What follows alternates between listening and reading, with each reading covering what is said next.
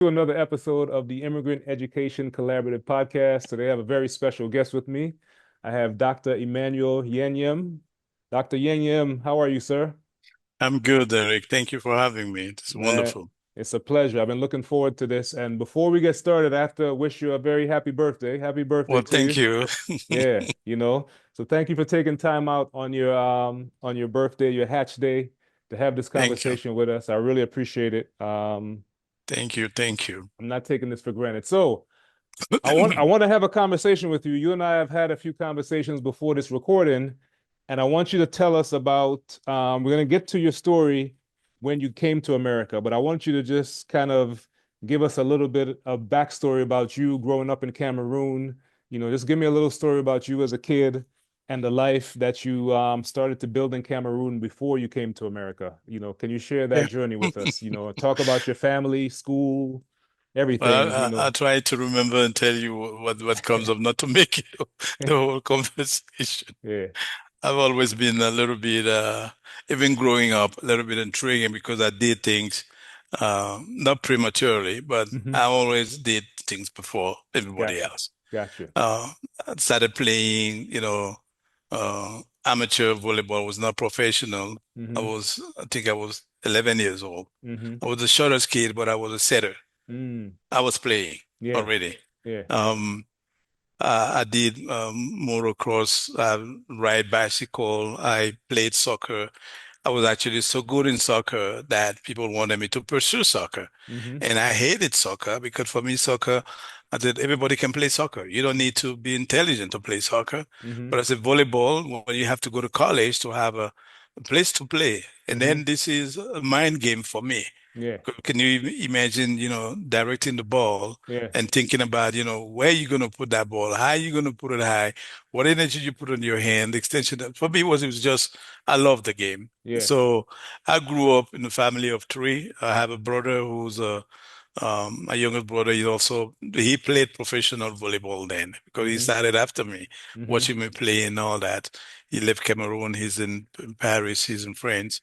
I have a sister who's back home. Hmm. Mom and dad, my mom, she played volleyball, which I learned later in life, actually, that she used to play. I didn't even know that. Hmm. Back then, we have nothing to secure that. Hmm. And dad was a mechanic. He was a worker at this aluminum company right there in Cameroon. Hmm. So we grew up in a compound where, all the kids and everybody knows everybody. So every dad is your dad, every mom is your mom. So that camaraderie, and then having to learn some dialect from your other neighbors because we're not speaking the same dialect. Hmm. So when you go to the other mothers of your friend's house, the mom will speak you to their dialect. So Hmm. you better learn it and comprehend it, Hmm. which for me is back this idea of learning languages. So I love that. I speak few dialects in Cameroon, which is perfect. We have 218, I believe. I not speak all of them, but I think three or four. I'm okay. I can hear what is being said. So I Hmm. went to school in a Catholic system. Hmm. Um, Mom was Catholic, and then dad was Presbyterian, and then mom finally would turn into a Jehovah Witness. Hmm. So I followed her in the Jehovah Witness, never get baptized. Hmm.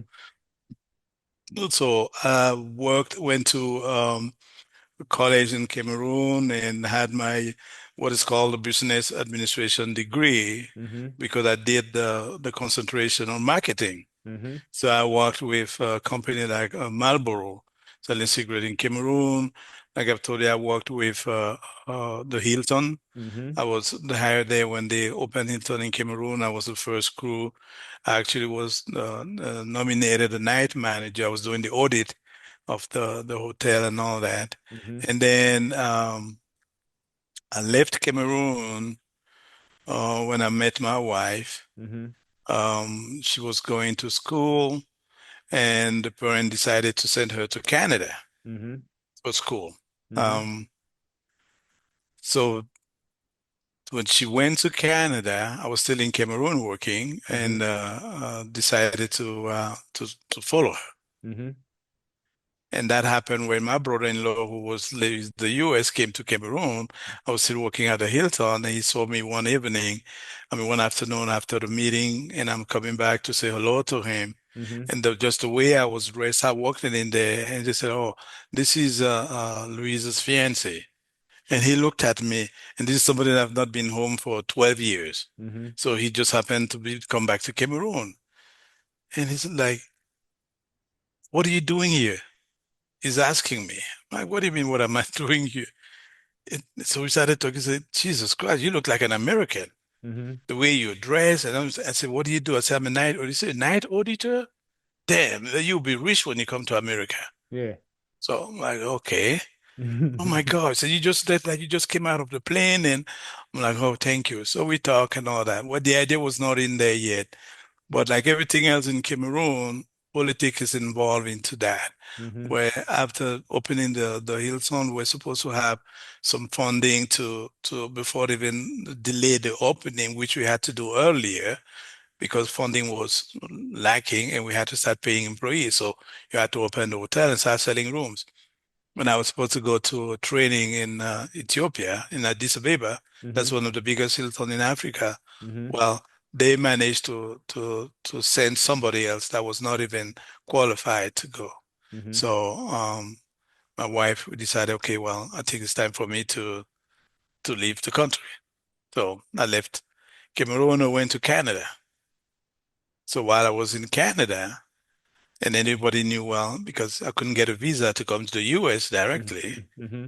So Canada, they gave me the visa, and while I was in Canada, and I asked for the visa to come to the US. Mm-hmm. Now, not knowing what was here in the US, I would have just simply stayed right there in Canada. Yeah. And where are you in Canada? Are you in Montreal or are you in No, Ottawa, okay, Ottawa. Ottawa. Okay. Yeah, and then my wife's going to school at Ottawa University doing her Mm-hmm. nursing. So I come to the US, and then reality starts kicking in.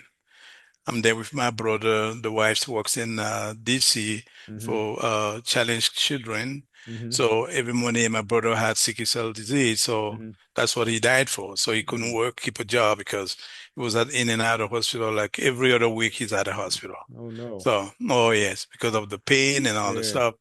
So, but I'll be driving with him all around town and showing me places.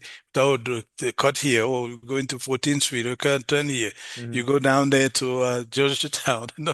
that's how I knew the city and driving around. Mm-hmm. So, but I spent 3 months not working. Mm-hmm. Actually, during those 3 months, I enrolled to uh, I don't know if that's called, I thought it was called Sansa School. They were teaching English Mm-hmm. right in DC. Mm-hmm. And the cost, I believe, was back then like 500. Mm-hmm. Well, I didn't know what was that you had to pay to attend the school. Right. So I went in there after a week. They said, okay, we need to pay 500. Well, I didn't have 500 to pay, so I stopped. Yeah. So just so you remember, that would be my only English education in America that one week. Mm-hmm. I've never went into any English class. Yeah. So everything else that I did, back when I got in here, which I'm not jumping Mm-hmm. straight, um, finally started looking for a job. That's how I ended up at Boymonger. Mm-hmm. Actually, I had my first job after spending 3 months with my brother-in-law. I'm like, well, I need to find something. I need to work. So, Mm-hmm. well, and back then you could have just got to the Social Security and apply for Social Security. They'll give it to you with Mm-hmm. the mention in there not valid for employment. Mm-hmm. Well, okay. And I'm like, yeah, but I got the Social Security. Say, well, don't you see how they wrote it here? That's not valid for employment. You cannot work. Yeah. But I said, you told me to wait for this. Now, Yeah. I said, well, hey, you don't have to worry about it. You can use my Social Security to work. I said, well, why would I have been waiting 3 months if I can use yours? Mm-hmm. Anyway, I had a job interview on Georgia Avenue. There Mm-hmm. was a walking nut a security system. So this is Mm-hmm. what you have to do. Mm-hmm. Because with this job, you can go to school, it's not too demanding and all that stuff. I have a late friend who passed away a few years back now, Gils. He calls, he didn't even know me, but because there were not a lot of us coming back then at the time, Mm-hmm. he goes, oh, I heard your brother-in-law is there, so there's a job here at McDonald's, so you want to do. So I hear him talking on the phone with the guy, they're Mm-hmm. talking French. When, like I said, there were a few of us coming, so we knew who was new. Mm-hmm. And then he hung up the phone and he goes, those people know who you are? Yeah. I don't know. He said, yeah, this guy calling me say he got a job at McDonald's. You McDonald's, he's crazy. You know who you are. So you're not going to work at McDonald's. Yeah. And I'm sitting there going, I need a job, damn Right. it. Right. Right. I Right. don't care what is it. Yeah. Anyway, so Cameroon was that where I got that tired coming in here. Mm-hmm. And then with all that experience with the education, well, I figured I cannot go to school. I can pay. My wife finally got her papers in Canada. Mm-hmm. So that's how we got married. Mm-hmm. So now we got married here in the US at Rockville Mm-hmm. in, I think it was 92. Mm-hmm. And I had to move back to Canada. Mm-hmm. So back to Canada, and this is between, me being to the US, finding the job. Mm-hmm. My first job was actually at Kentucky Fried Chicken on Mm-hmm. University Boulevard by Wheaton Plaza. Yeah. That Yeah. was my first job. Yeah. Yeah. Yeah. And my brother-in-law, who was working at the KFC, but in Olney, a little bit Yeah. further. So he's Yeah. the one that knew the manager that was there. Said, okay, I got my brother-in-law, get him something. So he gave me, I got 3 hours, three Mm-hmm. hours. I was just doing cleaning. I was the Wow. happiest guy in the world. So I Mm-hmm. come in at 8 o'clock and to close at 11. Mm-hmm. So that first day I bust my ass. I was just all over the place. The guys Yeah. like, damn, Yeah. tomorrow come in at 5 o'clock, not Yeah. three. So he Yeah. guided me out. Yeah. And then the next day he said, no, you're gonna come all week, five Yeah. o'clock. Yeah. That was it. Yeah. And I was still looking for something during the day because okay, that's I have to work. Mm-hmm. And went to Boymonger. Mm-hmm. That's so they're looking for people to work. And while I'm applying, doing the applications, the manager, Ronaldo from Peru, short guy, Mm-hmm. he was there, and the girlfriend from Morocco, I'd still remember her name, Badia. Yeah. So she heard my accent. She says, "You speak French?" And she said that in French. Vous parlez français? Yeah. He did, oui, je parle Yeah. français. He said, oh, moi aussi. And she goes, oh, I'm from Morocco. Oh, Maroc. Yeah. Okay. Yeah. So the guy, the Ronaldo's like, hey, stop it, stop it. Yeah. No more talking Yeah. English. English. Then he goes, okay, I'll see you tomorrow. Can you be here tomorrow, Mm-hmm. 6:30? Also, oh yeah, absolutely. Yeah. So I come in at 6:30. It's okay, you're gonna be a running man, they make sandwiches there, you bring them, you put them up front, and say, oh good, no problem. Um, my first week, he had to call me on the side. He said, look, the girls are complaining because when you're speeding here, you're bumping on them, they know just because they're afraid they're gonna hit them and fall. Yeah. And they said, okay. So I worked there for 2 or 3 years. I don't remember very well. So started by being the running man Mm-hmm. to going online, making sandwiches, to actually getting on the grill to cook and all the stuff. That's how we Yeah. met with soccer and all the spot. Yeah. And again, not anyway to go to school at that moment. Yeah. So all those years are passing. By the time I headed back to Canada, I think it was in 93. Mm-hmm. So, yeah, 5 years I passed, no school, nothing. Mm-hmm. So go back to Canada, and that's where I had to enroll in school. Mm-hmm. Back to our conversation on Saturday about you coming with a degree. Mm-hmm. Well, even Canada, a Mm-hmm. French-speaking country, does not Yeah. recognize Yeah. those. Yeah. Yeah. Those evaluation when it comes to the courses and all that. Yeah. So it's a well, you can do a startup like an equivalent, to we used to call the school for the adult. Mm-hmm. So you do that and you get something like your high school there, and that Mm-hmm. will give you access straight into college. Right. Oh, nothing. Yeah. So I went in there, didn't even take 3 months. I was done with that because Yeah. again, these are things that I had already. And you have Absolutely. that degree, Yeah. and then I was able to enroll to the university. Yeah. That was it. Mm-hmm. So I went to Quebec University. Um, well, no, Quebec was actually after. I went to a college, Algonquin College. That's where I did my computer science. Mm-hmm. Then after that, I went to the University of Quebec. Mm-hmm. I started doing my business over there, business administration. Mm-hmm. I didn't like it. I switched and I got admitted at Ottawa University. Mhm. And by the time my wife was sitting there to do computer science, and she's already graduated. Mhm. And while I was going to school, I was working with tech company. I worked with Compaq back then, if you remember them. Of They have a course. call center. Yeah. So I was working there as an analyst doing case management. So when you had a book, how to troubleshoot issues, Yep. tell them Yep. to restart, tell them to do this, Yeah. unplug this, plug it Yeah. back, blah, blah, Yeah. blah.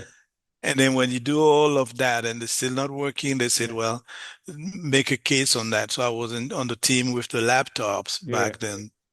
So work on that. And my wife got a job to come to the US Mhm. as a nurse. And Mhm. that was in North Carolina. Why North Carolina? We had a friend in Canada Mhm. who was in the computer field also. He's a writer now. He's like, yeah, if you guys want to go, since we already have kids, we got my daughter Mhm. and then the second one. Mhm. He's like, yeah, you better go to this part, North Carolina. It's really quiet. It's really, I mean, you can raise family, no problem. So we saw the job at, back then it used to be called uh, Pitt Memorial Hospital, which Mhm. they changed the name. Then it became Biden, and now they've been bought, they got together with East Carolina University as a group. Mhm. So when my wife left with the kids, we actually moved because they did all the moving and everything, have to find a house. And I was still in Canada. So to Mhm. clear everything back there, the house, and finish the job, sold the car I had there and had to come to the US. Mhm. I said, well, if she gets the job, then I come and get the job. Mhm. So I got to the US and not even a month, I got a job at Mhm. BB&T, Branch Banking Trust. Mhm. So I worked with them for 5 years Mhm. as an analyst. So while I was there, I'm looking at jobs. I'm jumping from Cameroon to the US, so stop me anywhere. Mhm. I'm looking at job at Pitt because and then the IT center for BB&T is in Wilson, Mhm. and we live in Greenville, which is Mhm. 45 minutes drive. And Greenville have the teaching at the hospital. There was not a teaching here, but it was a big hospital, like Trauma One Center. Mhm. I'm like, I want to find a job there so I can work with my wife is. Yeah. But I applied, they won't even call me for an Mhm. interview. Mhm. And I found out some of the other kids, I mean, guys that worked at a call center, the computer, IT computer room with BB&T, Mhm. they've done the same thing. We're like six of us. They would say, oh, I applied for that job. I Mhm. applied for that job. You can see the job posted, but Yeah. they're not hiring. Yeah. So I went one day and said, okay, what's wrong with this job that you got posted and not hiring? I said, well, you have no medical background. Oh, so that's it? He said, yes. So I went to the East Carolina University to meet the Dean of Nursing. Mhm. So I met her, said, well, I want to enroll in the nursing program. She said, okay, but I see here you have your bachelor degree in computer science. I said, yeah, but I want to, said, do you want to be a nurse? I said, no. Yeah. But why do you want to do nursing then? Said, Yeah. because I want to work with the data Yeah. and nurses. But every time I apply, they tell me I have no, uh, medical terminology background. So I'm going to Mhm. get that nursing. Mhm. She started laughing. She's Yeah. like, okay. She said, okay, I know exactly what you want. She wrote a name on a piece of paper. She said, okay, I'll go see this lady. That her name was Dr. Lehman. I need to have to, she used to be my big mentor. So go see her. There's a program called Health Information Management. Mhm. You're going to do all this stuff, but you don't have to be simple. Say, okay, good. I Mhm. went in, Dr. Lehman, oh my gosh, she loved me, opened her doors and told me this is what you want to do. And we were just launching the program at East Carolina University. So actually part of the first one in that. Mhm. Mhm. So while you have all this degree and all your credit, so instead of you taking the 4 year program, 4 years, I did that in 2 years Yeah. to Yeah. have that bachelor degree. Mhm. And I got a job at Pitt Memorial Hospital. So my first job there was as a director of information management Mhm. in one of the hospital in Bertie. Mhm. So I worked there for 2 years, and yeah, that's where I learned compliance, HIPAA and privacy, uh, controlling coding, Mhm. credentialing. I was in charge of the credentialing for the physician in there. Mhm. Um, billing, registrations, and all Mm-hmm. that. Mm-hmm. And in the process, because of now they were getting big in the corporation, the things had to be changed. Everything come from the main office in um, Greenville, and I was in Bertie, which is another little town, 45 minutes, Wilson. That's what I was directed for. So while doing that, as I enrolled myself on my master program, Mm-hmm. so I wanted to do nursing informatics. Mm-hmm.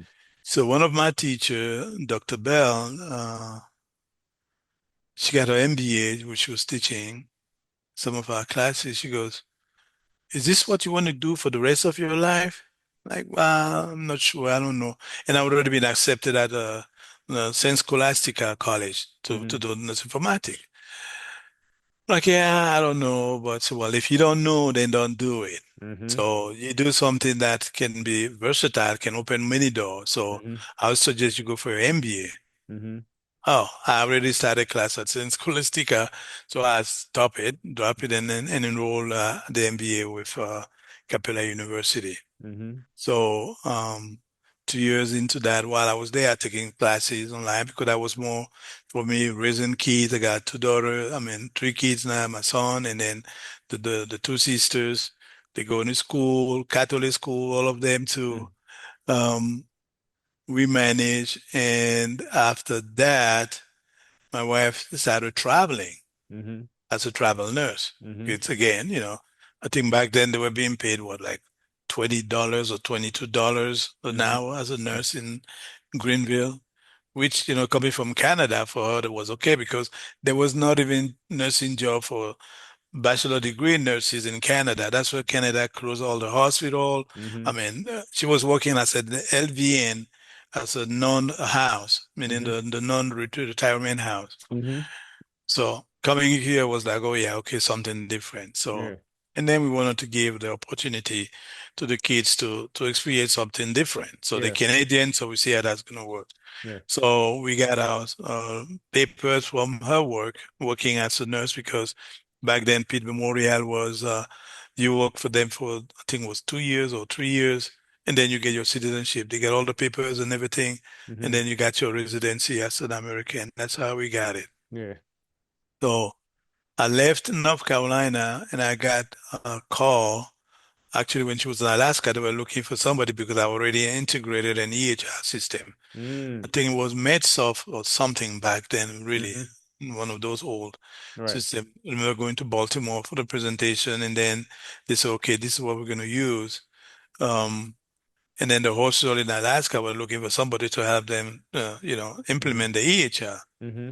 No idea what it was and all that. So Mm-hmm. 2 years after I left Pitt Memorial, boom, and I was gone. Yeah. And at Pitt, well, I did a lot of the stuff in there at the school, appeared on some of the newspaper in promoting electronic health record system and how it's going to change, the landscape and patient care, and then provide a documentation and easing of the work. So um, I got there, and yeah,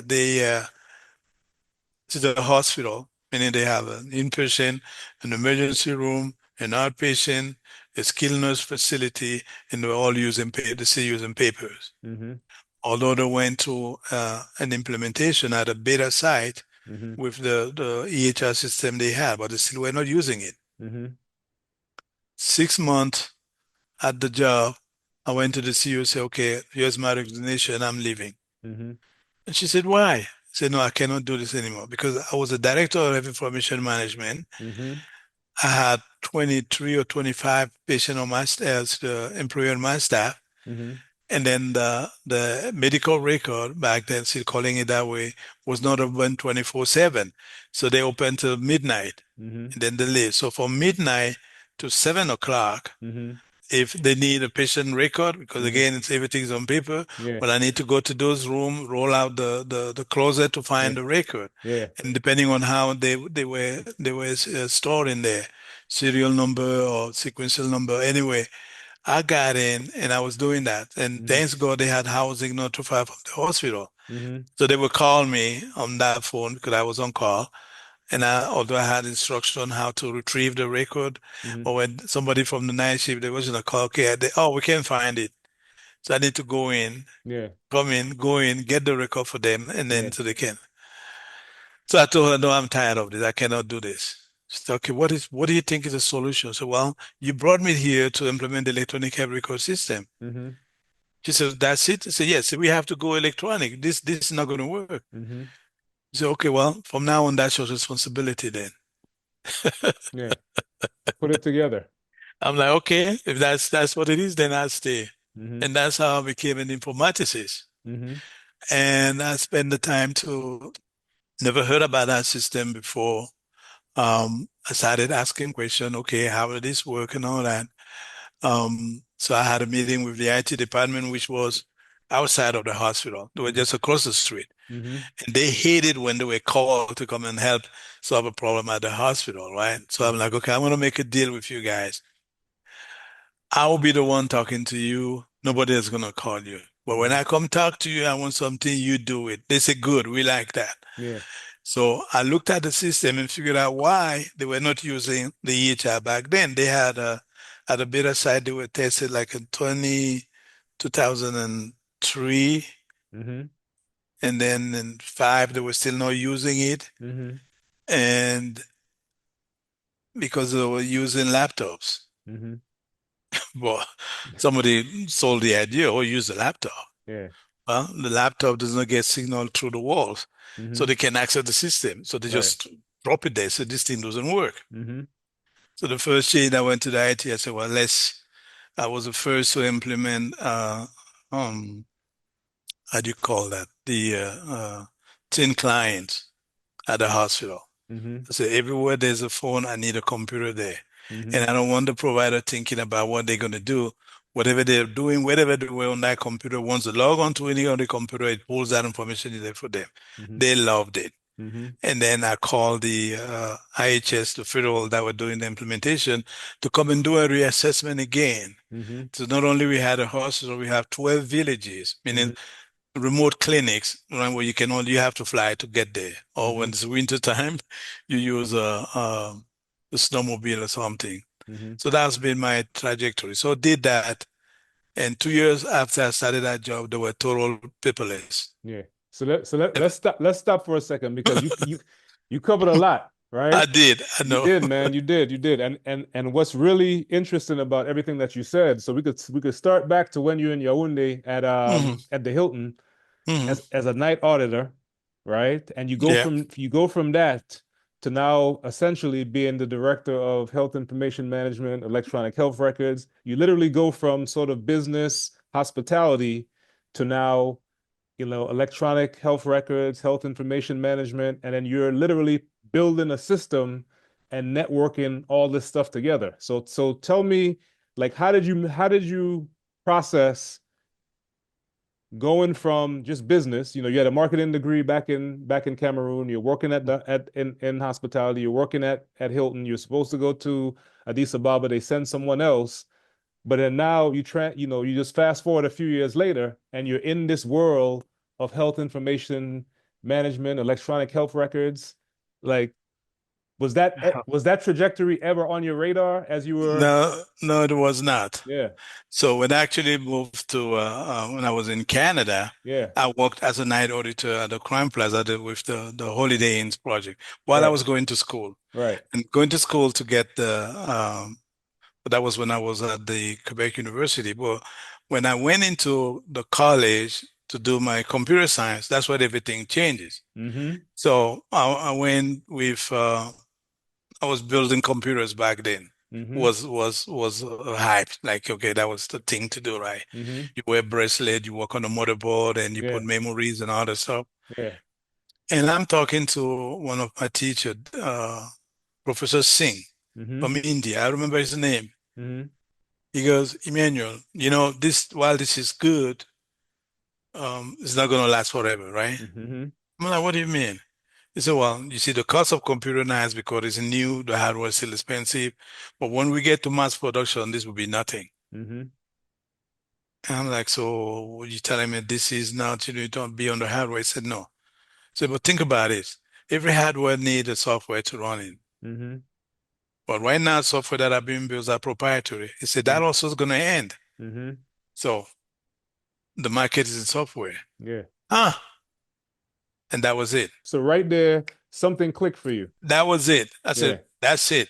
Yeah. So why am I going to build a computer, take me all the time and everything cost, let's say, $500 to build that, Mm-hmm. when now the computer costs 200. No, but Mm-hmm. I'd rather work on something that will make that computer work. Mm-hmm.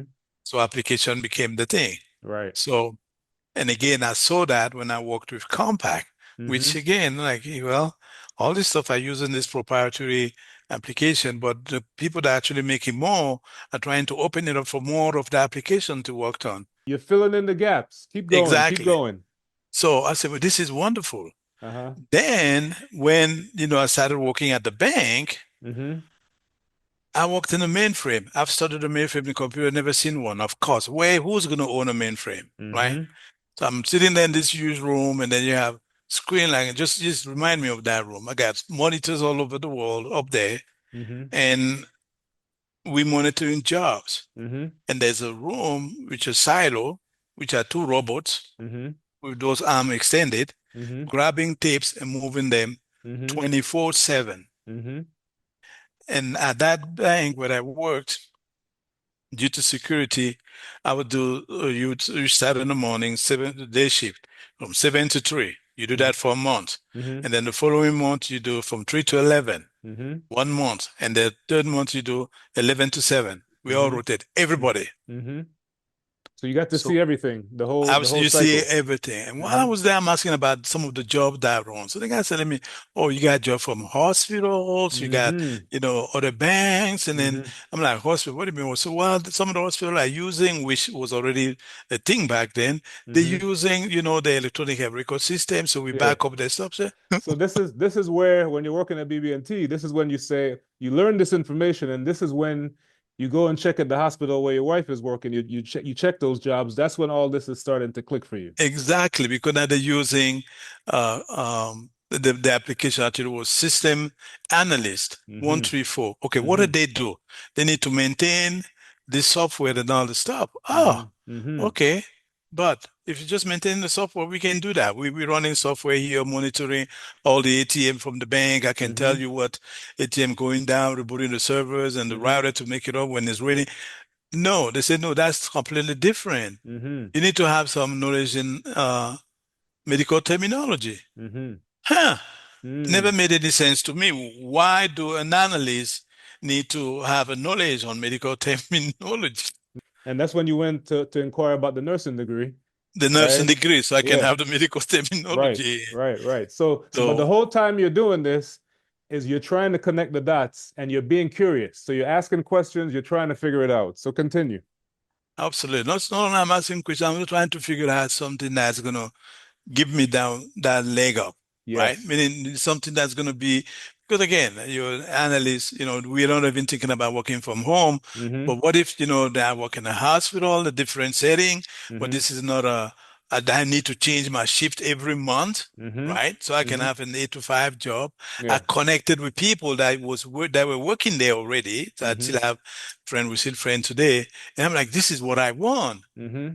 So, well, yeah, I got in here, but I have to learn how, this electronic health record thing works. Mm-hmm. There's even stuff in there to doing the programming on that, Mm-hmm. doing some of the configuration. So that's what I want to do. Mm-hmm. So, but even when I went in there, I didn't do it because Mm-hmm. I got in as HIM manager, director. Right, right. So, and then when I used to work out, so we didn't have an EHI yet. Mm-hmm. So they were doing the testing at a big hospital, which they ended up dropping. Thinking it was an undertaking. They had to start with the small ones, Mm-hmm. implement, learn from it, and then move to the big ones. Mm-hmm. So, but because of my title, I still was not involved into that process. I was Right. involved into prepping the site to get to that transition. Mm-hmm. Meaning what? How are things done on paper Mm-hmm. so that when we they start building the application, they can actually mimic the process from paper to electronic. I'm like, damn, this is fun, Mm-hmm. amazing. Mm-hmm. So that process actually helped me develop then some of the form, how are Mm-hmm. things are done, how do you capture information? Mm-hmm. What information do you have to have it there? Is it a selectable one? Is it a multiple choice or Mm-hmm. multiple selection or unique? Mm-hmm. Do you have a space to enter the data and all this stuff so that as you're creating that on paper, Mm-hmm. it gave the configuration team an idea how they want to make the system work and all that. When I went to Alaska, Yeah. that's actually when I finally get into start working on that piece of the configuration on the medical and the tech side, meaning Mm-hmm. how do you want that information to show into the application that the user going to use? Mm-hmm. And the system, still system we're using today, I'm working here, the program is done through MOMS, which is Mm-hmm. an old programming, but IHS got that system through the VA, it's called the CPRS. Mm-hmm. And then they tweaked it, Mm-hmm. had a GUI system, the graphic user interface that Mm-hmm. mimics some of the stuff that we had to do. Mm-hmm. But all the building, the configuration, the programming happening into the main database through the MOMS programming. So Mm-hmm. that's when I started getting involved into that. Yeah. Um, did a lot of trainings, learned a lot on my own to figure out what that system was. Mm-hmm. Um, and then from there, became the subject matter expert into the Mm-hmm. system. Yeah. So when I left Alaska, came to California, um, the past 15 years working as the subject matter expert on that system. Mm-hmm. At one point, there were only two of us at the Indian Health Services that were doing the work I'm doing, configuring, training, uh, programming some of the objects into the system so it can work for the site that we're visiting. Mm-hmm. So ended up traveling all around California. I've been going like 2 weeks on to 1 week off, go back 1 week, 1 week off, depending on the needs and all that. So Mm-hmm. that's where my love and understanding of what I really wanted to do Mm-hmm. on the application, the data, and not just any data, the healthcare data. Because Mm-hmm. again, I have this thing about healthcare where uh, we all I always say there are two things in life everybody goes into, right? Mm-hmm. You have to eat, Mm-hmm. regardless of who you are. Yeah. When you're sick, you go to the doctor, regardless of who you are, right? Mm-hmm. So Mm-hmm. they can stop the car today, they can stop the airplane, but people will still have to eat Yeah. and they have to be treated when they're sick. Mm-hmm. So I was like, okay, those are two areas where, there's a job guarantee right there. Mm-hmm. And Mm-hmm. there's a lot of profession in there where you don't need to be touching blood or dealing with patient, but Right. yet you Yeah. know what's happening to the patient, which is where the medical terminology understanding come into play. Mm-hmm. Because now, because, not only with the degree and the understanding, I do auditing of Mm-hmm. some of the providers' records. So if you Yeah. don't know what they're putting in there, well, Yeah. you cannot say whether it's right or wrong, Right. or whether they put the right information, Right. or some that want to ask you, okay, what is this diagnosis? How am I going to, I say, I'm not a doctor. You tell me, and I Yeah. tell you what. So things like that, which makes more sense where now we speak the same language, Mm-hmm. and I train them into what they do because Mm-hmm. they've been trained to treat the body, tell the story, and all the stuff. Mm-hmm. But the collection of that data and Mm-hmm. the inputting of that data, where it has to go, Yeah. so it can be viewed, it can be passed, it can be reported, and all the stuff, which they Yeah. don't understand. Yeah. So that's just fast forward Yeah. to what led to where I am today. Yeah. So let me Uh, stop you for 1 second. We're gonna continue.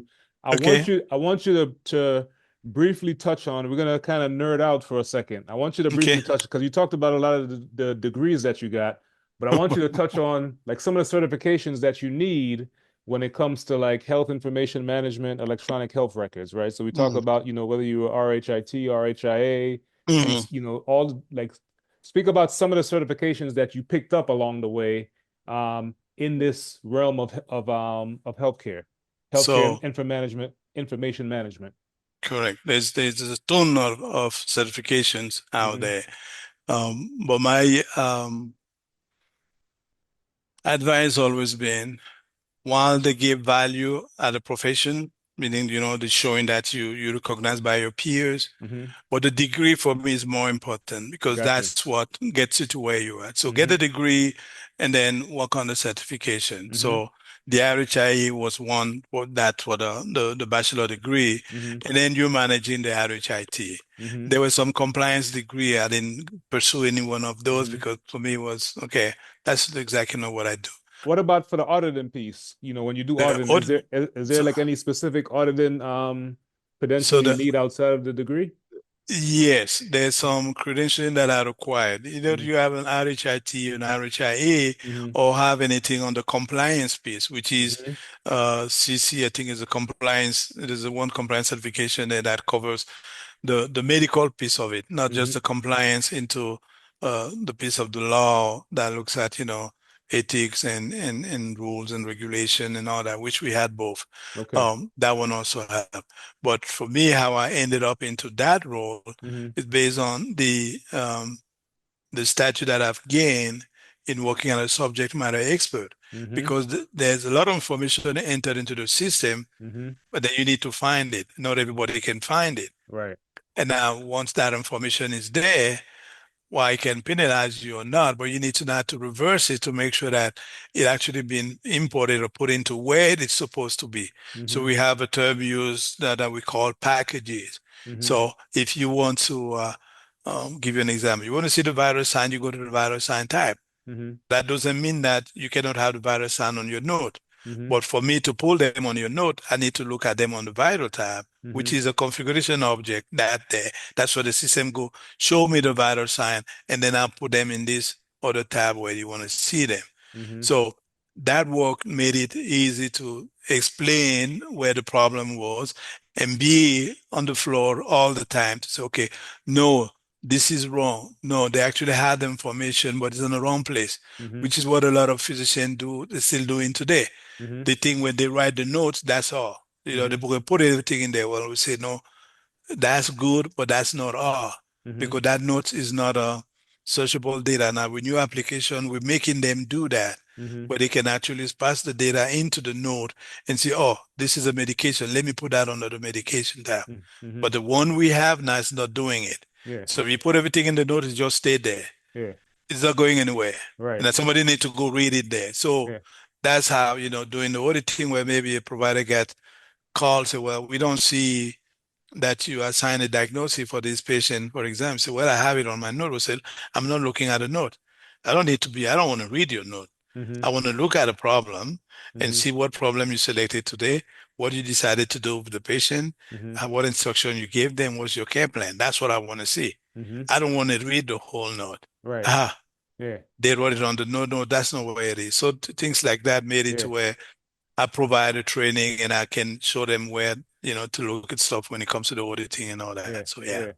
Okay. So this is beautiful, right? Because you're talking about developing this subject matter expertise in a sort of field or industry that initially was not on your radar, but based on the curiosity and you sort of, going into, IT, going into banking and IT, and then eventually it leads you into health information management, electronic health records. Tell me about let's talk about like emotionally Hmm. how you come into Canada, come into America as an adult after having gone to college in Cameroon, and then essentially kind of having to start over again as an adult, as a young husband, as a father, and to kind of build this life. Like, how did you manage to like stay hopeful, right? How did you manage your frustration during this time? To I'm not talking about where you are now, but Mhm. basically from just the starting point of probably like your late 20s early 30s where you're literally trying to build a future that it may not be a clear line ahead, but you have your head down and you're working towards it. So how did you manage like your emotions, if any doubt crept in, any resentment, any frustration? How did you manage all that at that time? So being the first into my family to actually come to America, right? Mm-hmm. Mm-hmm. Um, I had nothing in mind or left in the back that I just need to do something. make Mm-hmm. something happen, no matter Right. what it is. Yeah. Okay. Um, so as I was navigating through, yes, I was a night auditor. I found a job in Canada, but was at night. Well, now I had to do something. I started having kids. Family's growing. Well, we need a house. You would Mm-hmm. have to buy a house. You need to have the revenue. Wife's going to school. I started working. So what else am I going to do? So some of the stuff I did, I actually went to school Mm-hmm. to become a CNA Mm-hmm. in Canada, which I Mm-hmm. did work. I worked Mm-hmm. as a CNA Mm-hmm. because that was at least during the day I didn't have to do night shift, so I can be at home. Right. And during that time after that, while you're going to school, Mm-hmm. when I got the degree, then the shift came in for me to start working on a computer company. Mm-hmm. Um, Learning or applying the stuff that I did in school there was so helpful because I actually found myself in that element where, oh, okay, I remember knowing all the layers of the networking. I know how this work and all this stuff. So you can see how it's been applied or not applied. Mm-hmm. But the mindset Mm-hmm. into checking yourself in all the time in, okay, what am I doing? How long I'm going to do it or where I'm heading? Mm-hmm. And at the same time, us as African, you have the people you left home, Mm-hmm. which now know when you tell them you're working, that's all they need to know. Yeah. They don't care whether you're working $2 job, whatever. So they Yeah. expect something, right? Yeah. So you Absolutely. have to think about it and then go, okay, now I got my family, you need to raise children and all the spot. So Mm-hmm. what can you do to get to that level where, not if you say comfortable, but that you're not streaming all the time. You can actually take a break. Mm-hmm. So going up in education was the only way to say, well, if I had my this, maybe now I can find something different, or Mm-hmm. if I get this, I can have this something different. And in that same token, actually do the things that you want to do. Mm-hmm. So I've always tell my kids, for example, a segue, we don't. Um, I do the things I do because of the job I have, Mm-hmm. or I have the stuff I have because of the job I have. Mm-hmm. Okay. Sometimes the job may not be what you want, Mm-hmm. but if that job gets you to and have what you have, well, then that's what it is. Mm-hmm. So as an African, I come in this school of thought where no matter what, you need to be able to provide, to do something. Mm-hmm. So I'm not going to be sitting here and say, well, I actually did marketing, but since I can find a job at Wall Street or at this big marketing company or this organization where I don't even know where to start. Or Mm-hmm. number one, number two, my degree here now does not even reflect that, Mm-hmm. although I have the knowledge. Mm-hmm. So why am I going to go out there trying to get something that I started doing where I find something actually better and I can utilize the the the learning from there, which I did. I still use that to today Mm-hmm. when it comes to marketing, come to customer service on uh, um, the the the the hospitality business, Mm-hmm. which is applied into the healthcare, where you Yep. can set the relationship and all this stuff. Okay, well, everything starts from the beginning when the patient walks through that door. Mm-hmm. How you treat them. Mm-hmm. Are you looking at them as a patient or as your family members? Your mom, your dad, how do you receive them Mm-hmm. when they come to your home? How do you make sure that everything is well done? So you have all that in mind and try to present it in a way that makes more sense, which again, like I said, up to today, still using all those skills. So Yeah, yeah. No, I love that. So you're talking about a lot of transferable skills from a absolutely. lot of the different jobs and a lot of the different experiences that you've had, and you've kind of compiled those skills into the relevant situation and just sort of leverage those skills that you've had before. So let me ask you this: if you could go back and give your newly arrived self, three pieces of advice, what would it be? The first thing I would say, get informed. Mm-hmm. Get informed because there's a lot of information. Again, it's today more than back then, Right, right? right. Um, And when I say get informed, it's because once you get informed, you have to look at what are your possibilities. Mm-hmm. So we come with this mindset that you can do everything, which is true, you can, Mm-hmm. but what do you have to do? Mm-hmm. So, and that information will help you understand, number one, can I even go to school? Can I even live in the country? Mm-hmm. What do I need to be in there Mm-hmm. to make things easy for you, right? Mm-hmm. Mm-hmm. All those 5, 10 years I spent not going to school, if I had the paper, I would have, Mm-hmm. right? Mm-hmm. You don't. Yeah. Okay, time wasted.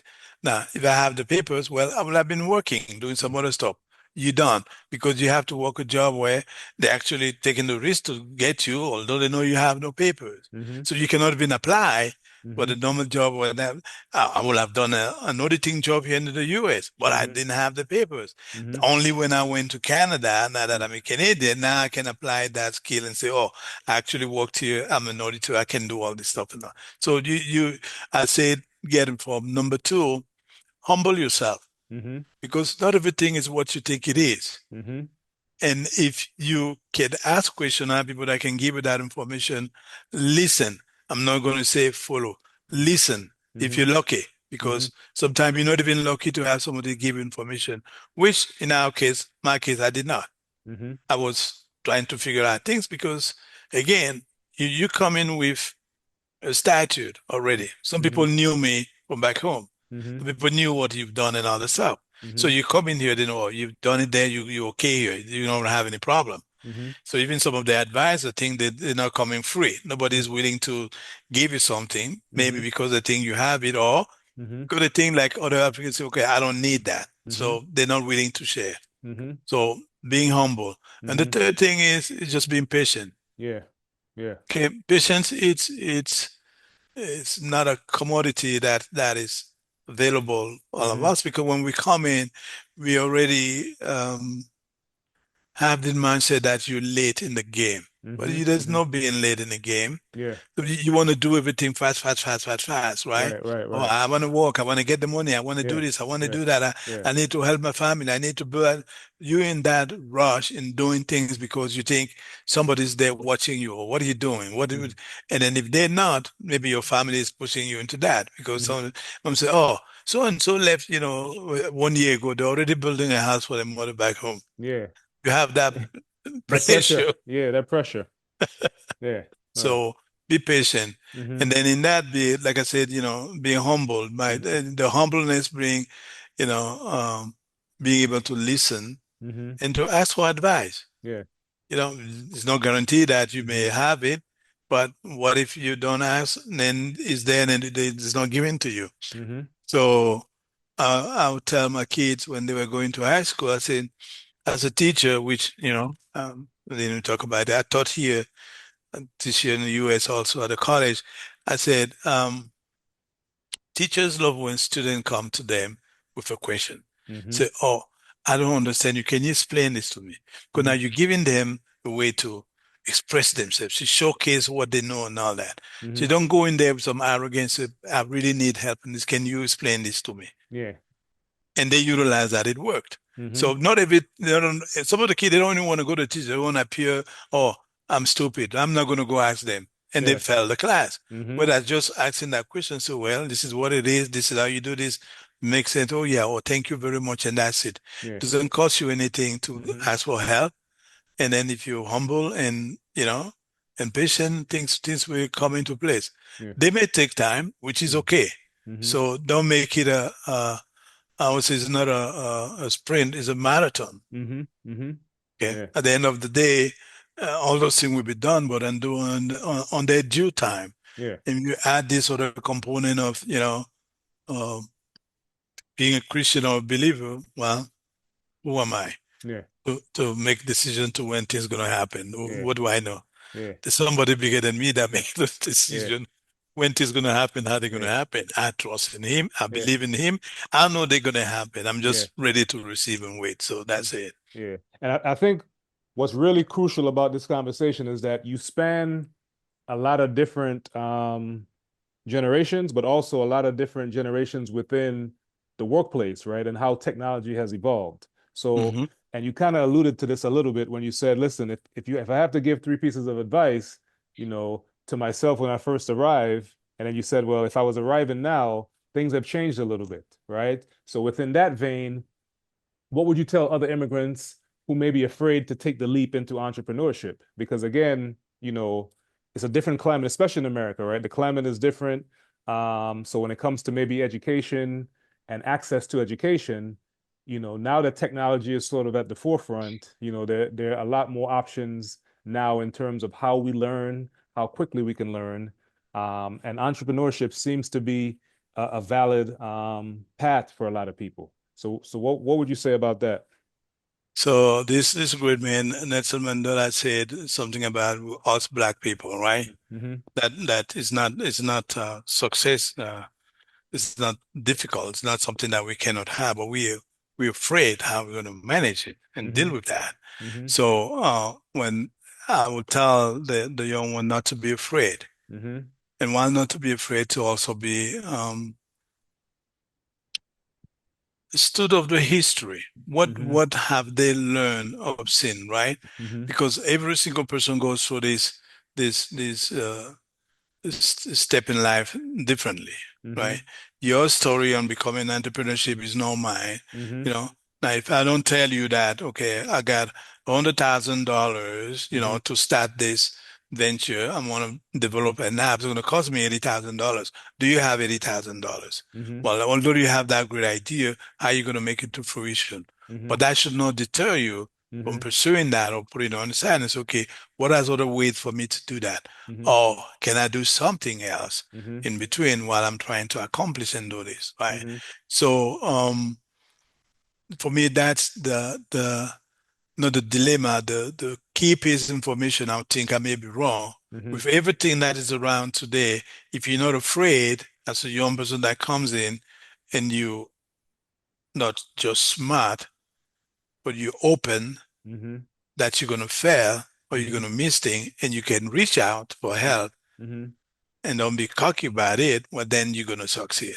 Mm-hmm. Good, yes, as the mind is fresh, some of them come in here today with some of the knowledge of Mm-hmm. the same technology we're talking here, limited over there, but doing more than they can do, more over there and here with the limited resources. Mm-hmm. So when they get here and have the resources, yes, the right channeling, they can just explode and go. Yeah. So, but um, not to generalize it either. Mm-hmm. A lot of those who come in look at us today and like, Jesus Christ, what a waste of time. Yeah. Really? Yeah. You guys had all this here and then you couldn't do anything? Yeah. You see that mindset? Yeah. Which for me is it's stupid Mm-hmm. because you don't even know how we came in here. Yeah. But even the simple fact that we're here should be thankful for you. Mm-hmm. No, we kept the light on so you can come and walk through and know Yeah. where the room is. Right. Where Right. some of us didn't Yeah. even have a house. Right. Right. There was They no didn't room. even, there's no room to Mm-hmm. go in anything. So if those who are humble and want to learn, ask questions and evaluate and explore the possibility, there are plenty. Mm-hmm. Yes, there's a lot that can be done. Yeah. So Yeah. I love that. I um love that. I think it also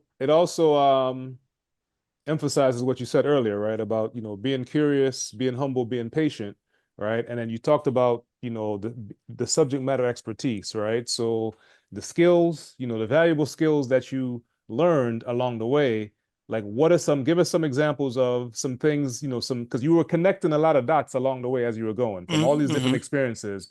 But what were some of the major connections that you made along this path that sort of allowed you to kind of accelerate your progress, right? Or to get you to a level where you're like, okay, this is really taking me where, into a direction that I'm very happy with. I met this guy, I remember his name. His name is George when I Mm-hmm. worked at the bank. Mm-hmm. Old guy, sitting there on the dumb terminal with the keyboard, no Mm-hmm. mouse, nothing. Back then, when I started working there in 2000 and oh my gosh, what year was that? 2003 or 2005, I believe. Mm-hmm. So he can close his eye and put the command in to direct the microfilm. Oh, a job is stuck. Let me put this command in, blah, blah. Oh, this job needs to be restarted. Boom. Let me contact the programmer. Blah, blah, blah. So I walked in, being oriented and all that. Mm-hmm. And he said, Emmanuel, let me tell you something. Every time you're going to say something to me and I look at you like this, Mm-hmm. it means I did not hear what you said. I Mm-hmm. mean, you got to repeat it. Yeah. Good. So number two, I'm going to teach you your first computer science course Mm-hmm. that they don't teach you at school. Mm-hmm. Said, okay. Said, can you teach me how to use this computer thing? Then a computer will come in, the email, he needed to log on, use the mouse to click, open the windows. Like, I don't get it. Can you teach me how to use this thing? Mm-hmm. Now, if you teach me how to use that, then I'll teach you how to learn the mainframe. Now, the two of us, we're going to be a force. Can you imagine Mm-hmm. me knowing what you know and you knowing what I know? Mm-hmm. I'm like, dude, he said, well, that was your first lesson. So in IT, you don't tell me what you know. I don't tell you what I know. Mm-hmm. So don't ever hide information, what you know to anybody when you Mm-hmm. work. Mm-hmm. Now, and don't be afraid to ask. But now when you share what you know, Mm-hmm. people are willing to share what they know. And Yeah. that's how we learn. Yeah. And I kept that all to today. Mm-hmm. So what have helped me throughout this course is um, even today, if you Mm-hmm. ever meet people in the IHS field that works on the IT department, anything, and you say the name Emmanuel, Mm-hmm. it just happened to be that. It was not by, I was the only Emmanuel. I've been the Yeah. only Emmanuel. Yeah. And they will tell you, yes, of course, the bald guy here, the Yeah. short guy, blah, blah, Yeah. blah. Yes, that's him. We Yeah. know him, The or we heard center. about him. They know him, etc. So, Uh-huh. um, so I've never been afraid to ask questions, Mm-hmm. to connect, to actually, when you go to academia, you taught to acknowledge those who were there before you by Mm-hmm. citing them and respecting their work, right? Mm-hmm. The Mm-hmm. same thing happened in life, which you learn that, okay, hey, you're good at this, teach me how to do this. Mm-hmm. Can you show me how to do that? It Mm-hmm. doesn't make me less a man on Mm-hmm. whatever that is, because then again, you're going to find out, oh, I know you also know how to do this. Yes, and I'm going to teach you how to do that. So Mm-hmm. that humbleness is what I've used in, don't come in as cocky or been there, done that, blah, blah, blah. It's no, that's you doomed to fail. Yeah. So being able to come down to the basic, the reality when you don't know, ask the question and then do your own homework, right? Mm-hmm. Because Mm-hmm. I've always asked when I've resorted all the thing that I have to do. Living from IT to leadership as a CEO, one thing I've learned when I was telling I tell my staff is my door's open. Mm-hmm. But every time you walked in with a problem, bring the solution with you. Mm, yes, absolutely. My job is to implement that, not to Yeah. find the solution because I Yeah. don't know that problem. Yeah. You find the problem. Yeah. You know why it's a problem. You should know what the solution Solution is. is absolutely. And my job is to say, well, go implement that. Mm-hmm. Now, if it works, fine. If it doesn't, well, let's try something else. Yeah.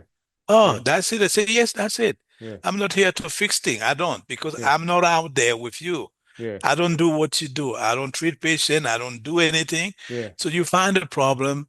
You say, why is the problem? What's the solution? And then you realize in some of the stuff, like project management certification and all this stuff. Say, well, when you want to make the change, what do you expect? What is that? Why are you making that change? Mm-hmm. Now show me that if I say yes, let's make the change, we're going to achieve this, and then we're going to measure that success in this many times so to actually prove that it works. Mm-hmm. Oh, okay. Well, that makes sense. So these are the things that help me and guide me through even up to today in doing things and helping and coaching and monitoring new leaders and the folks. Well, it's really your job as a leader is not to make decision, Mm-hmm. it's to listen. Mm-hmm. I said, that's it. Say yes. Yeah. If you listen, well, they're doing the job for you. Yeah. They're the one up front. They're the one seeing things. They're the one doing it. They just have to listen to them. Yeah. But when we come in as this, oh no, I'm the CEO. This is how things work. No, you're gonna fail. Mm-hmm. So the academia, we have not been able to put the dollar amount into um the loss of any organization. When I ask them the question, what is your biggest loss? Mm-hmm. Everybody's gonna go a different tangent, right? Yeah. Well, I said, well, that is not payroll, it's not a capital project, it's not this and that, it's not. Mm-hmm. Loss, biggest loss is having employee into your organization that have identified a problem, that have the solution for that problem, but you do not listen to them. And they leave your company with your problem and they're gone. Mm-hmm. And so we never put a dollar amount into that. Yeah. So think about it. The people that worked in war, they see a problem, they can fix it, but you don't listen to them. Mm-hmm. So your job as a leader is to listen. Mm-hmm. Doesn't mean that everything you're going to listen, you're going to act on it, but as you're listening, you're going to hear exactly what the problem is. And then sometimes those people that are talking to you also giving you the solution right there. Mm-hmm. Mm-hmm. So just tell them to implement. They came to you, you approve. It's working fine. Do you got the credit? Well, you didn't do it, you didn't find it, you didn't do anything. Yeah. And they go, oh wow, never thought about it. Do you think because you're a leader, everything come to you? I mean, Mm-hmm. you know the Superman. So Right. so Right. that's my learning throughout all those processes and all the stuff where, Mm-hmm. when I don't know, I say I don't know. Yeah. When I need to learn, I go to the person that knows. If they don't, I say, how can we find out who can help? Yeah. So that's being resourceful and being willing to reach out and Yeah. ask for help. So, So let's piggyback a little bit on the entrepreneurial spark, right? So mhm, when you first thought about, starting your own business, right? mhm. Was it like a lightning bolt moment, or was it a slow realization, or was it exactly what you described? You were kind of working in a system, you saw a problem, you had a solution, and the folks in leadership took a long time to actually act on it, and you just kind of seized that opportunity. Or maybe it was something else. Being in healthcare has brought this, not only as a human, right? I got family members sick, mother passed away, dad, and all that. People are sick all over the world, Mm-hmm. and seeing how they're being treated, Mm-hmm. because I'm really into that, close to seeing Mm-hmm. everything from the notes or how they've been talked to and all the stuff. So, was sitting just one day and I realized, with the advent of COVID that just passed, and like, okay, well, we find something now that can be done, Mm-hmm. which one of my MBA class back then said, change always happens when there's an event. Mm-hmm. Well, which is a wrong way to think about it. You don't need Mm-hmm. to wait for an event to have a change. Right. Because all Which those things are available to you. It's not like mm-hmm. because when change happen, oh, that suddenly this thing appear. No, they're there, but we just do them. Yeah. So we could have started doing, remote visit, telephone visit or video visit a long time ago. Mm-hmm. We didn't think about it. Oh, COVID has to be and say, oh my God, now how are we going to see people and all that? So my wife and I, we just decided, so, okay, what about creating a venue where people that, number one, to get an appointment as to see primary care provider because there's a lack of them. Mm-hmm. Number two, oh, you have to have an insurance. Number three, the location. You're not even close to that. What about some of the people that can, the the the um, the luxury of the home or whatever they at, contact the provider and get it. This is how healthcare should be. It Mm-hmm. shouldn't be, oh, I want to talk to a provider. So you got to wait 6 months. Really? I'll be dead by then. Yeah. So you need to be able to call them and get what you want. Right. Yeah, when I say that to my folks here, they look at me and say, yeah, you're going to tell a patient to wait six Yeah. months? Yeah. Seriously? Yeah. So, so the goal then was to say, okay, create this venue where you can log on online and get your own appointment. And then we made it a cash only paid because again, the implication of, getting the insurance involved, setting it up and et cetera, et cetera. But we just wanted to give that one extra push and say, okay, you want to talk to providers there and also looking at what some other um, the same industry which is healthcare, but some other specialty are doing.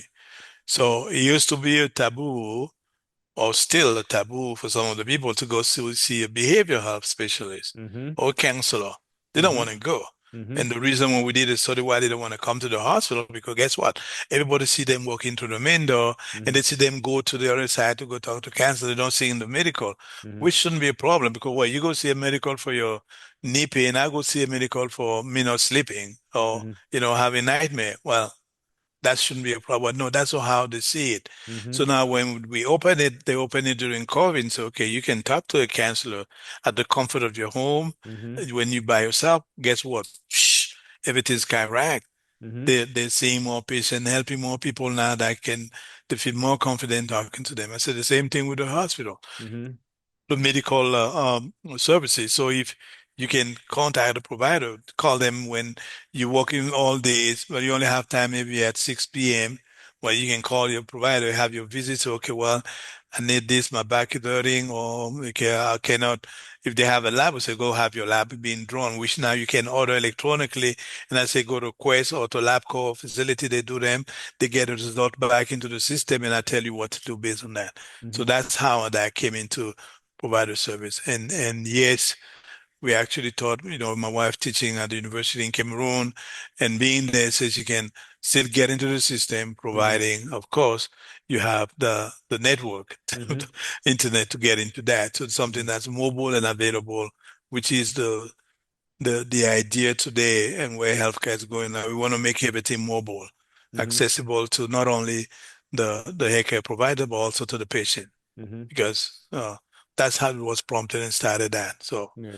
and then it not pursuing that at 100% will also the other revenue for the provider that are sign up that we're using to do it on their own, meaning Mm-hmm. to be your own business partner. You pay for your license and you see a patient when you want to see them. You control your own schedule, that flexibility and having a way of enjoying what you do better than thinking, oh my gosh, it's 9 o'clock, I need to leave. Oh my gosh, I have to be here. Mm-hmm. I'm not working today. I work tomorrow, whatever. So Yeah. that was prompted that. So Yeah.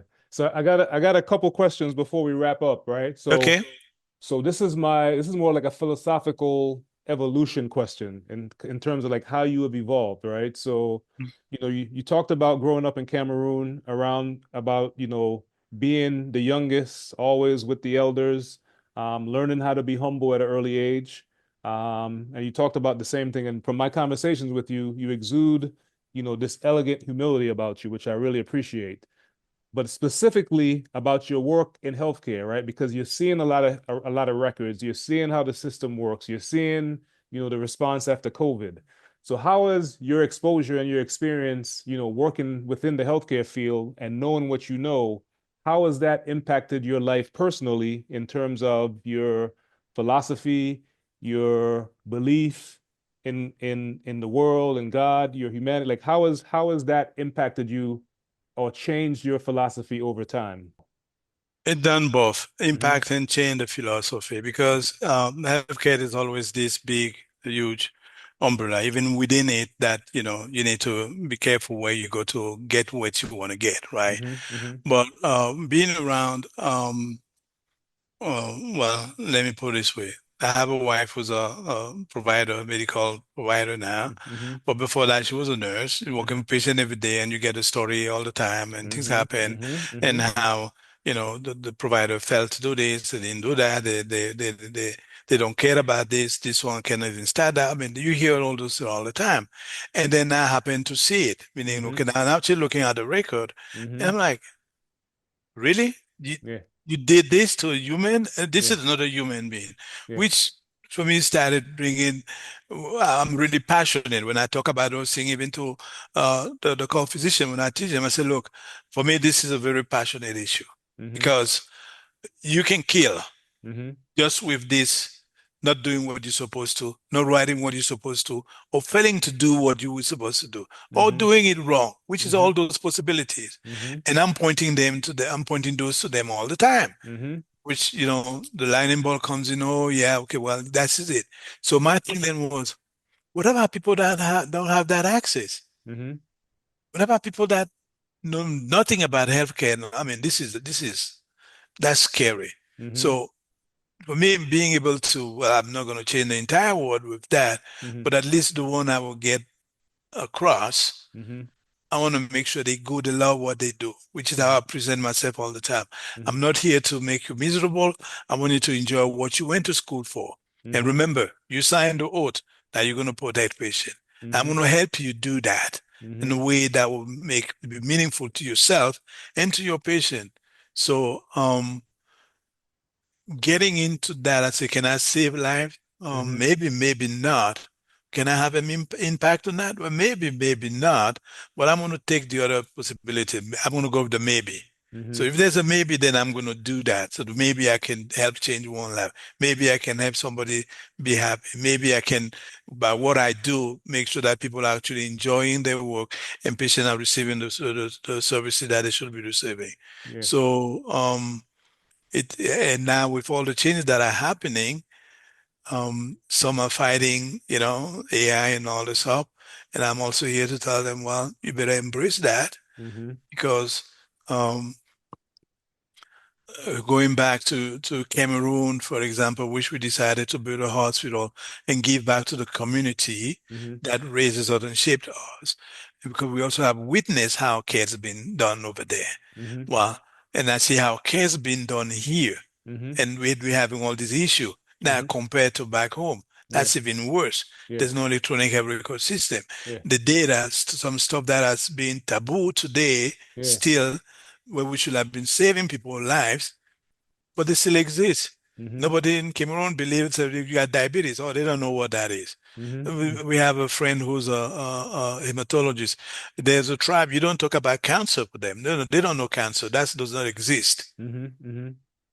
Seriously. And then you have generation after generation that have those disease, Mm-hmm. and we have no data to go back and look into our history as Mm-hmm. a people to Mm-hmm. know, oh, grandma was a diabetic, or grandfather was, had a stroke at Mm-hmm. this age, Right. or grandmother had lost her breast. Maybe they didn't even do anything because up to today, some women don't even do the mammogram in Cameroon or the Mm-hmm. woman exam. Seriously. No, Mm-hmm. they Mm-hmm. don't. Mm-hmm. So I see how even here that's not being done, Yeah. but the services at least are available. And Mm-hmm. then there are people that are willing to do that. So it became that too strong approach for me. It's like, okay, give me the same resources here. Give me the same tools and everything I have here. Let me transport them to where the need is and see how that's going to make a change. Mm-hmm. But I cannot do that. I don't have that. But what can I do here now where those resources are and the people and everything? And Yeah. this is where my work come into play to say, look, I will tell it to you the way it has to be. Mm-hmm. Am I the master of that? Well, I tell them, yes, I am. Yeah. Because I did my research. I'm an expert in electronic chemical component. Why Yeah. did I do that research? Mm-hmm. Because again, there's a lot of things that fall into the patient and the data that we collect. Mm-hmm. It's been entered into the system through different components. Mm-hmm. So understanding how they works and why you have to do things in one area Mm-hmm. so that they can be integrated to some other area will make them even accept that and do it better. So Yeah. that's why this is why I'm here to tell you what to do and how to do it, Yeah. because in the long run will help you and help everybody else, not just you. No, I love that. I love that. I love it. So what's the best piece of advice that you've ever received along along this journey of since you've left Cameroon and lived in Canada and lived in America? Uh, What's the best? It doesn't have to be one piece. You can give me a couple. What are some of the best? I mean, you gave some well, examples earlier, but what's the thing that always comes to the top of mind every time you hear a question like this? well, I was told, and I tend to leave that to never cease to be me. And it took me a while to understand what that was, but I said, well, this is how you come across somebody that's willing to help, Mm-hmm. to listen, Mm-hmm. to share ideas, Mm-hmm. to give, advice. Mm-hmm. Don't cease being that in Mm-hmm. anything you do. Yeah. Okay, so how do I apply that to my everyday life? That easy. I meet people I talk. I'm a talkative. Can do talkative. Well, at work, same thing. So I usually don't take the problem as a problem. For me, people that know me know there's never a problem. Mm-hmm. There are possibilities. Mm-hmm. Mm-hmm. I don't have problem. Yeah. Possibilities. And because there are possibilities, well, we're going to find a way to solve that. Yeah. That's it. That's how you change your approach. I've changed mine that way. I don't look at anything as a problem. Yeah. Oh, well, we got a possibility to do something here, Mm-hmm. and we're Mm-hmm. going to find out what it is. Yeah. So, and then the other thing is just listening. Mm-hmm. I've found that in this field that a lot of the issue uh, we have is because people don't listen. Mm-hmm. And one of the training I do offer sometime is when it comes to interaction with patient one-to-one, is bring the physician back to some of the basic things which they argue so much, Mm-hmm. but until I prove them that they're wrong. And I said, how is how long would you think would take a time to a patient to talk? Mm-hmm. Or they say forever. I say, okay, let me rephrase that. How long would the patient walk into your room and start talking without you interrupting them? Mm-hmm. They said 10 minutes. I said, well, I want to meet that patient.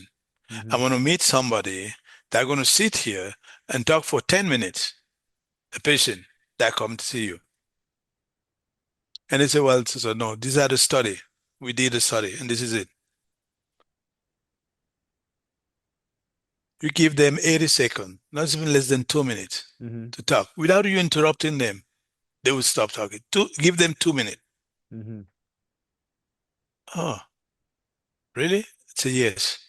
When the patient walks into your room and you let them talk, they will tell you everything they have to do within 2 minutes. Mm-hmm. Now, if you're a good provider, your exam is done right there because they will tell you if they're happy, they're unhappy, if they eat well, if they don't eat, if they exercise, they don't exercise.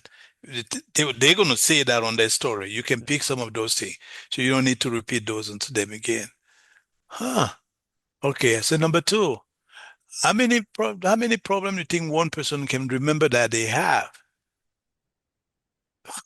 This is like 20. I said, you've met a person with 20 problems? Mm-hmm. That they're going to list all the problem 20? I Mm-hmm. want to meet that person. Mm-hmm. Okay, let's even say you have. Here's the rule of thumb, the best practice. If they go up to 8, you stop them. Okay, as you can see, that's a lot. Mm-hmm. But let's focus on those 8 first then. Which one you want me to address first?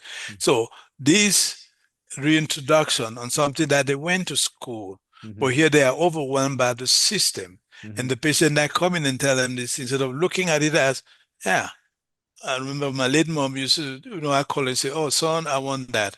Said, okay. Oh, son, I want this. Yes, mom. Son, okay, can you get this? Yes. And one day she's like, son, yes. Are you just saying yes to say yes because I'm asking? I say, now that you're asking, mom, at this moment, yes, I'm saying yes. I really want to do that. Mm-hmm. But now when it comes to the delivery, it may not be happening, but just for now, I'm okay with that. Mm-hmm. Just to say, as human, we tend to ask a lot of things. And when you look at that person in front of you, which I'm having them change the culture here, as your family member, Mm-hmm. the conversation and the view change completely. Yeah.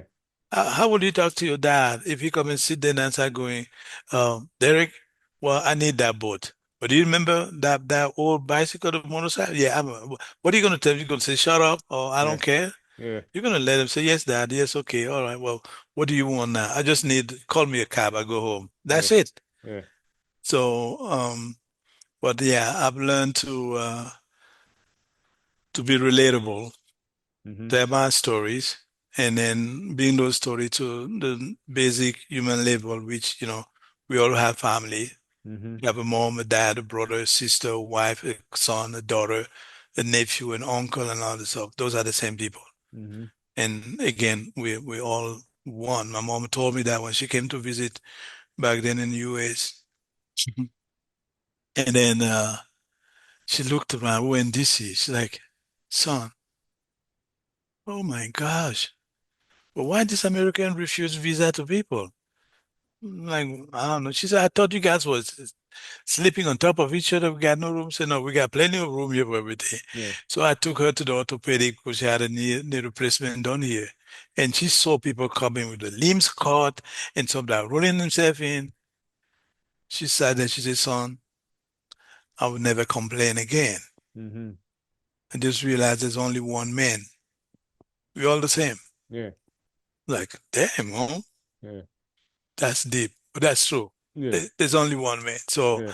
when you look at it that way, in whatever you want to do, what you want to present, what you want to work on, we have the same issue. We have the same wants. We have the same aspirations. It Yeah. just depends how some of us present them or go after them. But Yeah.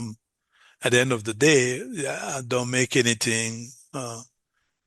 personal, meaning to that person, I relate to that in the Hmm. way that makes sense, not only to me, for me also to be able to address or say something to the other person that will make sense, not to Hmm.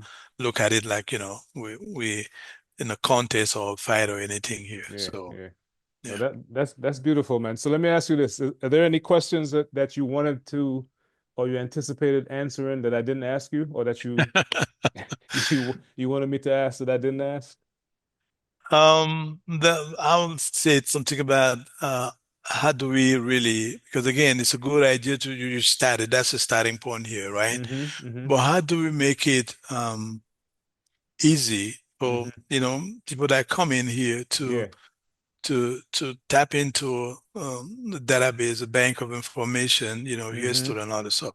Some may find it stupid, ridiculous. That's not what it is because when they come in, they already have their idea and aspiration, their dreams, right? They yeah, want to go to that. But if I was to veer back and say, okay, let's even say I'm in DC, I will say, okay, is there a way for us to have this podcast moment yeah, in bringing different, um, not only some of us have been here for years, yeah. but even the new one that come in, so they can bring Absolutely, their own perspective into the absolutely. game. And Yeah, then us sitting here can say, yeah. well, I've never thought like you when I came in here. That's Mm, really good, but now this is how you can go by and doing this. Oh, mm-hmm. well, what you're saying is good, but think about this first because this is actually how this thing that's a little, uh, you know, chain effect here. Well, you Mm-hmm. have to get this to get that before you get that. So Yeah, now some people can jump, but yeah, well, sometimes you don't. There's no jumping. You're gonna go back. You're gonna fail and come back and start from the beginning. So you'd rather just take the time and go to the step and all that. So yeah, those are the kind of stuff you're thinking about. yeah. Elevating, Mm-hmm. your platform, Mm-hmm. and then getting to that point where what can we do as a people Mm-hmm. to have a venue to, yes, you're getting some of us that have been here for years, but what about the young ones that are Yep, just coming? Get yep, them on. yep. What's going on? What's your perspective and all this Yeah, stuff? yeah, So then you can call on some of the old and say, well, what do you think about this? If that's not going to be a one-on-one, and say, well, I had this from this young, what can you tell them? yeah, So now start being engaging into maybe they can get the answer, but if yeah, we have that information store, which now I know it is on that platform, then they yeah. can go back and read and listen Mm-hmm. to what was said, and somebody can say, "Oh, Doc, you say this, but I actually found an easier way." Oh, perfect! Yeah, Come and share that. yeah, Because this is me saying what I did and what I did that. yeah, But this is what you find out now, which is can save somebody else's time and all this stuff. So yep, that yep, that's yeah. that's the only thing. No, no. I But love, I but love, I love what you're saying, man. And I think it's the intention behind this whole podcast, yeah, behind the Immigrant Education Collaborative. That's the whole idea, right? Is to good. kind of build a mastermind, to have roundtables with folks like yourself who are fully established, who've been through the trenches, who built themselves, built solid careers, but are still very kind, humble, and supportive, and are willing to help, right? So imagine we do an episode, or we do a summit, right? Hmm. Hmm. Either it's virtually or in person, where we do exactly what you say, where we have and we will do this, and I'll bring you Do back, and that. and Oh and yeah. you'll serve as one of the sage elders, who can bestow your knowledge onto the others and help and support. And it's not to say that you have all the answers, but I think you are a willing and helpful person, right? Who's humble enough to share, not just knowledge, but also support. And I really commend you for that. You know what I mean? Oh, Today's your thank you. birthday, and you're here, because you find the work that we're doing important. So I really appreciate that. So to your Thank you. point, we're actually going to do that. We're going to bring you back. We'll have a nice roundtable with folks who just got here a year ago, 2 years ago, folks who've Yeah. been here for 40 years, like myself, right? And we Correct. can Yeah. all just have a conversation, a very supportive conversation, not a do this, do that, but Correct. let's just share perspectives while we support each other and try to help each other. Because if you So win, I win. yeah, I'm adding into your comment in there just to give you some little food of thought here. the African community Mm-hmm. differently from whatever regions, and then you can try to find it from Soko. I can get you some other people. They Sure. have uh, a lot of getting together, like reunion and all this stuff. Mm-hmm. This is an idea I would throw into them because when they Mm-hmm. do some of their conventions, right, Yeah. where we focus on food and fundraising and doing this and that and all that, but we really not caring about ourselves, Mm-hmm. which I call the self-care is more important, right? So we Absolutely. have the people during those moments where people coming from all over the place, Mm-hmm. and then from the young to the old to see some of the people that looks like them, Mm-hmm. talk like them, sitting in there and having different conversation that elevate the community or Absolutely. elevate the ideas behind why we here, how we do what we do, Mm-hmm. which other means we have. Is there any way to make it better? Some idea may spring out of it, and some idea may actually come out of it. People say, you know what? Actually, we have something, which I know back then we used to do, in the Cameroon, the Basai community, where like somebody new, where they bring him at a meeting to introduce him, and someone say, something you can help him find a job somewhere, Mm-hmm. stuff like that. Yeah. But which we can go beyond all of that. And then when they start seeing the faces and know, this is one thing I told my friend, a board member from a native tribe here, said, what you guys need is the representation. She said, you're right.